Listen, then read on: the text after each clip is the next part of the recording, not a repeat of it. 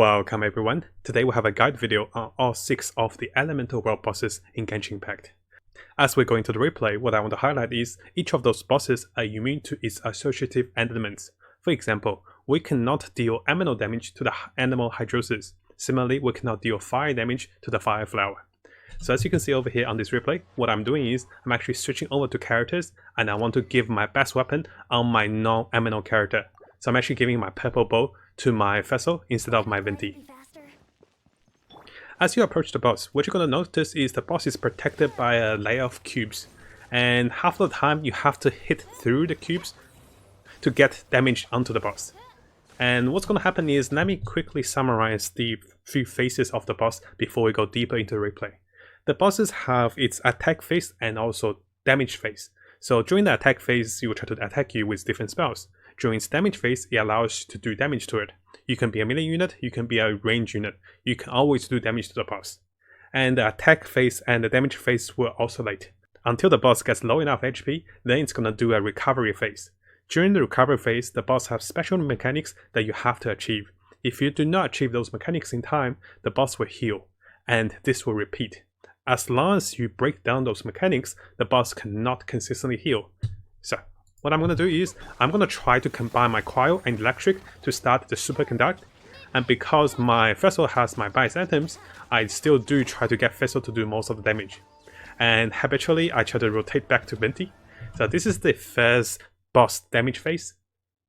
Basically what the boss is doing, it's sucking you in. If you're a close range unit, you must make sure you get out of the circle, and you can feel a very hard pull towards the boss. After a few seconds, the boss will explode. Whoever is within the range of that vacuum will take a lot of damage. So if you're playing like me, like a range unit, you can poke away and usually you won't be affected that much. It's mostly for the melee characters that gets damaged by this one. During this time, you can still damage the boss, so feel free to switch into a range character and do damage. After each of the boss attack phase, you are allowed to do damage to him. Make sure you combine some of the elemental synergies if you can. As we get the boss low enough, the boss will go into the air, and after a period of diving, it comes back to its original form to allow you to do some damage. As the boss gets lower in HP, you will start to cast in different spells. Very soon it's going to cast its tornado. Make sure you be active aware of the tornado and just, move around. Be mobile. Don't try to be too greedy. Over here, boss has casted a tornado. I have seen the ones that actually during the tornado phase, it was raining, so it became a hydro tornado, and it was electrifying as well, which is pretty cool. So now the boss was low enough to activate its restoration phase. During this phase, you have to try to get into the air and grab all of those orbs. We'll have two choices during this phase. For most players that doesn't have Venti, make sure you do damage to the boss and reposition yourself for the incoming updrifts the boss will release onto you. And once you pick up those updrift, you can pick those orbs. So what you should do if you don't have Venti is you go and attack the boss for a bit, then position yourself under some of those orbs. And as the boss casts its next mechanics, it will give you updrift. But for those that has Venti, you can actually send your bird out onto the boss and then start going for the orbs right away. During the process of this replay, I didn't think of sending the bird. Basically, I just went for the orbs right away. With Venti's updrift, it makes this phase so much quicker. But if you don't have Venti, you might take 1 or 2 minutes longer, but don't panic, it's okay. For each of the orbs we grab, there will be less orbs next time if we miss a few. This is the updrift I was talking about. So notice that if I stand correctly under those orbs, the updrift by the boss will give me enough leverage to go up. And notice I was getting too close to the boss. This is one of these vacuums. If you get sucked in, you will take quite a bit of damage. So yes, having Venti is very useful for this particular boss. For every other boss, you don't really need Venti as badly as this one. But yes, even if you don't have Venti like what I did in the beta, it's okay. The boss will eventually give you enough updrift to catch all of those orbs. The downside is the healing. He gets about 10 or 20% healing each time we miss a few. So here he healed for about 5%. And we didn't grab all the orbs, notice that? Now, the boss will rotate into the damage phase, try to do as much damage as you can, and here I'm rotating into my superconduct again to minus the boss's armor. And now the boss will do a few things. He will start to strike you down, create a few of the updrift in the process to prepare you for the next orb that's coming for you to pick up. And also the boss will rotate into the air and hit you a few times. Make sure you become mobile and maximize your damage here. As you get the boss lower, it's going to come to the next phase. For all the powers over here, the boss will never die with this percentage of HP. What's going to happen is the boss will repeat the same mechanics of healing. You have to go onto the updrift and pick up those orbs. And after picking up those orbs, the boss will die. So the boss has created a few updrifts before during the phase. As long as you pick those orbs up, the boss will not survive. But if you don't pick them up fast enough, what you're going to see is the boss is going to heal to somewhere like 30-40% even. Each of those might heal him like 10%. So now he only healed for 5%, this is the baseline of healing. And I'm just waiting for a phase to attack the boss. The boss will go into a phase that sucks you into a vacuum, but he is also vulnerable during this stage. What I like to do is, I like to burst damage with my spells and try to kill it before I get damaged. And that's what I always did. So I went closer, I did my Superconduct, and I finished the boss off. And this is it for the Anemo Hypostasis. I have to say, this is one of the hardest Hypostasis for me to fight because my main character Venti is not available. I cannot do elemental damage to the boss, and Fizzle and my cryo character Choyang is good enough for this. So I'm actually a little, I guess, handicapped against this boss. But knowing the mechanics and having Venti really helped over here. Next up, we have the Electro Hypostasis. Similar to the Anemo Hypostasis, the boss is also protected by a cube or multiple cubes. You want to hit the core whenever you can. The attack animations are different compared to the last Hypostasis. The Electric Hypostasis is more aggressive. There's multiple attacks that goes through AoE and he hits very hard. There is also the same mechanics of healing for this particular Hypostasis. What's going to happen is, as long as you get the boss low enough to a certain HP percentage, the boss will go into a phase and it will construct a few of the orbs. You have to destroy those orbs to stop the boss from healing, and if you don't achieve those fast enough, the boss will heal, but the orbs that's destroyed will not come back, so just repeat that again. Let's get into the fight. This should be much easier knowing how to combat the first Hypostasis. Firstly, I was using Jing. I was like, let me try Jing, it doesn't really work. And notice I'm using my Venti because that is my highest damage character. You just saw 3 phases of the boss's attack. So let's quickly go back for a little moment. The boss is going to try to slam you. Have a look here. So this is the first punch. The boss electrifies the floor and try to punch you. As long as you dodge this, you can run towards the boss. The next one is going to be a clap. Because the boss can only hit in front of him, if you run through to him, the boss cannot hit you. And this is pretty useful for me to fight the boss. So I'm actually running directly towards the boss instead of on the side. Lastly, you can see that the boss actually did a slam. After that, it's open up for the damage phase. You can do damage to it. And having Venti available, I can do so much more damage compared to before. Now what we're going to see is, the boss, like the Anemo Hypostasis, have a few flying skills. The particular flying skill over here looks pretty easy because I'm a range unit. If you're a melee character like Diluc or maybe Xiaoling, the particular spinner will do quite a bit of damage. Keep that in mind. And make sure you get close to the boss to do damage each time he attacks. And as we fight the boss, notice the boss comes to the next phase. I forgot to mention this, this is pretty much a spinner. What's going to happen is the boss will spin anti-clockwise and you can damage the boss at this point if you go close to the boss. If not, you must avoid the lasers because they do a lot of damage. And here I'm trying to damage the boss, but I was too greedy and I got hit by the lasers. And if you come a little closer, you actually avoid a lot of damage like this. Getting heal off, getting some damage done. It's much easier when you can use Venti edging over here. And the boss is actually low enough to cast his final phase. This is final phase. Notice the boss created a few of those purple orbs and you want to try to break them down. The first time I tried this, I wasn't sure what's happening. What you want to do is, you want to do spell damage to those orbs. And here I'm trying to normal attack it. But notice each time we did spell damage to it, the orbs were actually breaking. You have to rotate your spells of different characters to do spell damage. Normal attack will not work over here. And here, because it's my first time I'm trying to do normal attack a few times, it didn't work. And the boss actually healed because I only broke one of it. Notice the ones were broke down does not come back, which is really good. Because if they come back, we never kill it, right? And yes, applying a few of the elemental combinations like Superconduct is very good for damage. Keep in mind, each time the boss gets low enough, you will repeat this phase. Until you find a way to break through these mechanics, you will continue to repeat this. But the moment you break all of those cubes, you will have the boss dead right away. Next up, we have the Geo Hypostasis. This is a quite stationary boss compared to the other two, but it still does a lot of damage. At the same time, this boss also have a healing mechanics. And opposite of the Electric Hypostasis that requires to do spell damage, you must do normal attack damage to break his cubes and then you can kill the boss. Let's get into the phase, let's have a look at the boss. This is actually my first replay on the boss as well, so you can see me making a few mistakes as we go. It's good to know what mistakes to avoid as well. Firstly, the boss will rotate between attack and defense phase. During its stationary phase like this, you cannot do damage to the cubes and don't try to climb on them. Here I'm trying to climb on them. You want to stay as far away from those cubes as you can because they're gonna slam you like this. So stay away from the cubes as the boss teleport onto them. Take your time, wait for the boss to come out. It's gonna try to attack you like this. Each time it attacks you, you can follow up with another attack because it will be vulnerable with its core. So always wait for the boss to come down, attack you, then attack the boss. You do want to get close to the boss because you only get a few seconds of attack window to do damage to him. And notice here what's happening is, I'll come back a little bit. After you get to attack the boss, you will teleport to one of those statues and then it's going to debuff you with a circle. After a few seconds, you'll be struck down by a Geo force. Make sure you dash after 1 or 2 seconds as the spin comes in. Let's have a look here. So you can see on the floor, the moment the spin finishes, the Geo force will come from the sky. Make sure you dash out of this, otherwise you take quite a bit of damage. So there you go. I took about 20% of my HP as damage because I wasn't sure what was happening. So make sure you dash after 2 or 3 seconds of the circle. And now basically we're just waiting for the boss to come down, and after the boss come down, you can try to damage after the boss attack phase. This is something important to watch.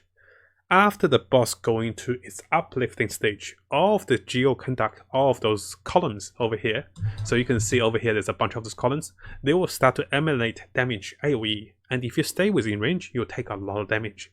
Here I wasn't sure of the mechanics and we took a lot of damage.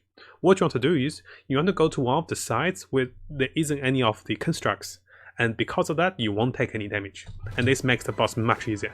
So notice I'm running away from the Earthshock, but I didn't make it, so my Venti actually died here. This is actually a great time to show what happens when a character dies. What you can do is, you can consider using an egg, and by using the egg, you can revive your character, and then you can follow up with some potions. And this will be the last time you get me, boss. So notice if you stay safer away from the construct, you won't take any damage during this phase. And the next part is going to be pretty straightforward. Until you get the boss low enough to heal, the boss will repeat a few of the combos. Wait for the boss to come down to slam you, and after that, hit the boss. We're still waiting for more phases and waiting for it to come down. And now it's going to go into one of the meteorite phases. Make sure you double check the floor and don't step on those things that's falling down, you know. This should be pretty easy to dodge. And again, during this phase of meteorites, the boss will still try to slam you. Each time he slams you, you'll be vulnerable. Make sure you hit the core, make sure you apply Anemo debuffs. And I have some pretty good debuffs. I have the Superconduct, which consistently does great damage and minus armor. Here it's going to shoot some of the Geo lasers at you. Just make sure you're constantly moving according to the boss's positioning. Try to move horizontally, not vertically over here. So over here, after 1 or 2 minutes later, I got the boss low enough to go to the next phase. What we're going to see is what's going to happen on the next phase. And as similar to all the Hydrasis, the boss going to the recovery mode. You'll see 3 constructs on the floor, and those constructs does not take magical damage. What you want to do is you want to go and normal attack those constructs. And being as foolish as I do, I was like, I'm gonna hit the boss. No, that does not work. Notice as we normal attack, the constructs will break. But if we do not break those constructs in time, the boss will heal massively. My boss went from 10% HP to 50% HP because I have broken none of those constructs. Let's try that again. And over here, after multiple attempts to break all the constructs, we have 1 left over. So each time you break the construct, you will not come back. As soon as you break all 3 of the construct, the boss will die. This makes it much easier. And yeah, for the first time I was trying this, I was like, I have no idea. Why is it not dying? Then eventually died and I was like, hooray! So yes, the Geo construct is the opposite of the electric one. Electric, you spell damage, use your castings and rotate characters. For the Geo one, make sure you normal attack and break it down. Over here we'll have the Cryo Vessel one, which I will call it the Cryo Flower. With the Cryo Flower and the Pyro Flower, those flowers are stationary. As we go through this fight, you notice a few of the attack patterns from this boss. Because the boss does not move, it will continuously to attack you around it, so you do want to keep your distance if you can against the boss. At the same time, the boss has a few animations which I'll point out, because before the boss attacks, the animation will come through. So let's go into the boss. This is also my first time hitting it, so expect me to die 1 or twice. So what's happening is, the boss will start with a little orb on its side. The moment you break this particular orb, the boss will go into a phase which you can do massive damage to it. The orb is quite resilient and you won't be able to do much damage to the boss until you break the orb. So your focus will be breaking down the orb. Firstly, notice the boss is ready to attack me. He will look down on me as a flower, then it's gonna slam me down. Because I wasn't sure what's happening, I'm gonna get slammed. And there we go, I got slammed. And that took a lot of HP. It took about 20% of my HP. And instantly I went into someone that can heal me with Jing. I didn't have the mana. Next up, notice the boss did a crisscross of icicles. And those two ice beams instantly one-killed my Venti about 25%. What we want to do is, before the two ice beam actually zips onto us, we need to be mobile. Don't get too greedy on attacking the core of the boss, because the boss is not going to move. You always get the time to attack the core. Make sure you rotate between hitting the core, dodging the boss attacks, then hitting the core again. Here I'm being too greedy, and I'm going to get punished for it. Very soon the boss will do a rotational skill like this, and you just need to be far enough to not get hit on a close range. And as you can see, the boss did another spin. This time it sucked in and did a wider spin. And this time I was aware of the ice beams, where I avoided that very nicely. Because the boss is cryo, if you can apply electric to it, you instantly get superconduct. That will increase your damage as you lower the boss's armor. Before we get the boss low enough to break the core, we will not be able to do much damage. But the moment we break the core, we'll do massive damage. So the three rotations of attacks is going to be the slam, the lasers, and also the swipes. The moment the boss goes down, make sure you cast all your spells and just focus it down. Try to not use a cryo unit on the cryo boss, because it doesn't do any damage. I was using my cryo children on the boss, they didn't do anything. But using Venti and Vessel and also Gen, we did a lot. The boss went from 60-70% to about 30%. Now it's going to do a few swipes and there will be a few new animations. The first one is going to be a laser. It's going to charge up and start shoot a laser. It's going to start rotating clockwise, and you do want to run as close as the boss and then run clockwise before it. Other than that, the boss is pretty standard, and compared to most of the Hydrosis, this boss does not heal. So as long as you get the boss low enough, you will die. But it hits very hard, and if you don't know what's happening, you might be losing a lot of potions of food because you're restoring a lot of HP. As you can see, we got the boss down again, and this time we can try to finish it off. And there we go, we got him down. So compared to the Hydrosis, there isn't any healing mechanics, but the flowers do attack very hard because they're very immobile. I usually call this one the Pyro flower. This is one of the easiest boss for me, simply because compared to the cryo one, we can rotate most of my spells on it. We can go Vessel, we can go Children for the superconduct. We can also follow up with lots of damage. This boss is very similar to the previous one, and there will be a slam, there will be a swipe. The only difference on this one is it will leave a fire on the floor. Once you break through its core, be careful on the floor, don't step on the fire. And later on, the boss doesn't even spin that much. Here we're going to show directly after breaking down its core, the boss will go into a phase where you can do attack. Notice there are flames on the floor, you want to stay away from those flames. And you can see the red circles. What you're going to see is I wasn't aware on the first go, and I was staying within the fire circles. And very soon we took a lot of damage. So before the boss wakes up, we actually did about 70% of its damage. Notice here my Venti stay on the fire circle, and I'm taking a lot of damage right now. And I wasn't sure what was happening. I was like, I'm just chilling. Eventually I realized the fire circle was over there, but until then it was too late. So what I did was, instead of trying to revive, I popped some potions, I went back to the boss. I popped some food. The boss does not spin like the cryo flower. What it does is, it starts to burn, it starts to call fire. And as the meteorite of fire strikes, just make sure you're mobile and don't get hit by the fire, then you should be okay. During this time, you can also attack the boss. So this is one of his last phase damage. The only thing that's really strong of the boss is just the fire on the floor. As long as you dodge those, the boss is quite vulnerable. You do see a few of the casual swipes, some of the slams, but we can really push it through because the boss is very immobile. And each time you break it down, you'll take a lot of damage. So this is by far one of the easiest boss for me. And we even killed it before it slammed us. No, he still got us. I was like, I'm trying to kill it before he slams me, and he slammed me 3 times. So yeah, this boss is one of the easiest boss for me. We saved the best boss to last. This one is the Hydro World Boss, the Oceamid. What's going to happen is, the boss itself cannot be attacked by you. The boss will continuously to summon hundreds of monsters. As you kill those monsters, they will do damage to the boss. While in doing so, the boss will rain some of the skills onto you. The boss will start to reduce the platform of area that you can stand on. And because everywhere else is water, as long as the platform stays there, you can stand on it. But if the boss reduces the platform, you'll have less area to move around. And sometimes it's even harder to hit the monsters if the monsters is not standing on platform. Yeah, notice here we have tried to defeat the illusions as the boss summons them. Each time you defeat them, the boss will take damage. I haven't tried it, what happens when I don't defeat them? No, we'll probably die, right? So, it's perfect for electric characters against Hydro over here. And having Cryo will also freeze those enemies. So this becomes much easier for us. The boss will go into a few mode, and here what's gonna do is, don't run into that. It's the first time I did it, I actually ran into the paddle. The paddle will do damage while the platform sinks down, and this becomes unreachable for us, so we never want to stay on this. And here I actually went down to it. So yeah, don't stay on it because the platforms are sinking.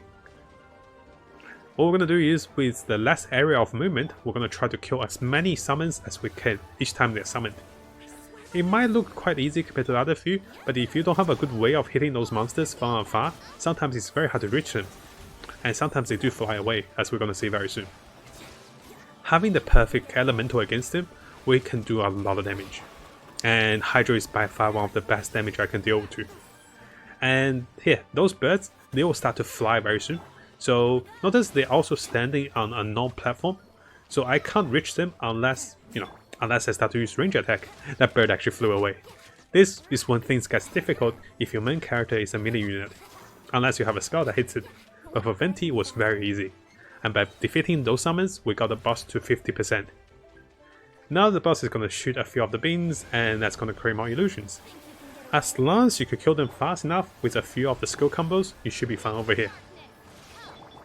And for me, I was loving it. I was like, oh my gosh, I can go electricity, I can go freezing, I can do everything to them. Make sure you top yourself up, because during the phase you are hitting the monsters, the boss is casting spells on you, and you don't want to stay here. Before I knew what was happening, I was like, oh, a big ball in the sky. So after you kill the monsters, it will create an orb of explosion. Try to stay away from this orb, otherwise you take a lot of damage, like I do over here. I took about 15%, maybe I was tankier, but by defeating those summons, the boss is on to the last phase. By getting the boss down to about 20%, the boss will get its last phase. There isn't much specialty about the last phase, the boss does no heal, but you will summon much stronger units. You will summon a variety of balls, some of the birds, and some of those do fly away. As long as you have saved your skill combos to burst them down, you should be okay over here. And you can see some of the birds over here. Sometimes it's hard to reach them, and this is why in some spell combinations. It was lucky enough my main character is actually a ranged archer, so I was able to hit them multiple times. As long as you can kill them fast again, you should be fine against the boss. And here we go. We have killed the boss. So it is quite fascinating for this particular mechanics because it was different for everything else, but it was made much easier. All you have to do is to not stand on the sinking platform, kill the monsters, and not get hit by the explosion. The boss will occasionally do some damage to you, but as long as you're killing those monsters fast enough, you should be fine over here. To summarize, if we can do the world boss instead of those leyland blossoms, because those doesn't give us the best rewards. And those blossoms, they're very easy, but they in return doesn't give us much. The boss gives the same experience, also crucial items to awaken your character to limit break its leveling from level 40 to 50 and beyond. Also, as you go into higher level bosses, they still have the same mechanics. I've tested with World Rank 1 and World Rank 2.